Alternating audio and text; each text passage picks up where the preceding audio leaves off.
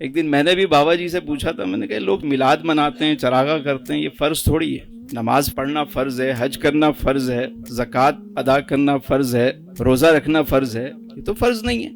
تو بابا جی نے بڑی عجیب بات کہی، کہنے لگے بیٹا فرض جو ہوتا ہے نا وہ تو ہر صورت میں ادا کرنا ہی ہوتا ہے، چاہے آپ مجبور ہو کے کریں چاہے آپ مسرور ہو کے کریں۔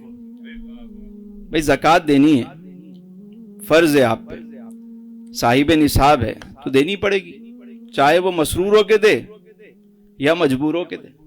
حج جو ہیں، مناسک حج جو ہیں وہ ادا کرنے ہی کرنے ہیں، چاہے دل چاہے آپ کا یا نہ چاہے۔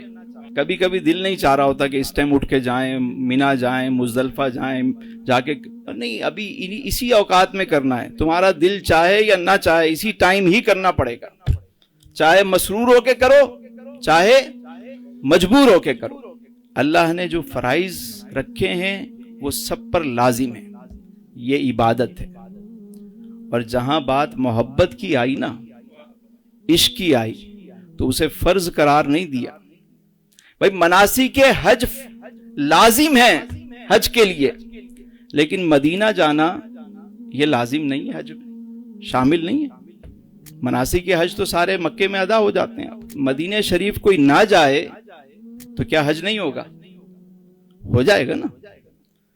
لیکن مدینے کو حج کا حصہ کیوں نہیں بنایا گیا؟ تاکہ یہاں تو کوئی مجبور ہو کے کرے یا مسرور ہو کے کرے، اسے کرنا ہی پڑے گا، لیکن میرے محبوب کے در پہ کوئی آئے تو صرف مسرور ہو کر ہی آئے۔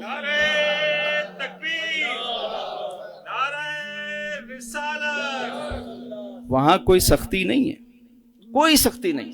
بھئی چراغاں کرنا کوئی فرض واجب نہیں ہے، نہیں ہے نا، لیکن جو چراغاں کرتے ہیں یہ یقین ہے کہ وہ مجبور ہو کے نہیں کرتے، کیا کرتے ہیں؟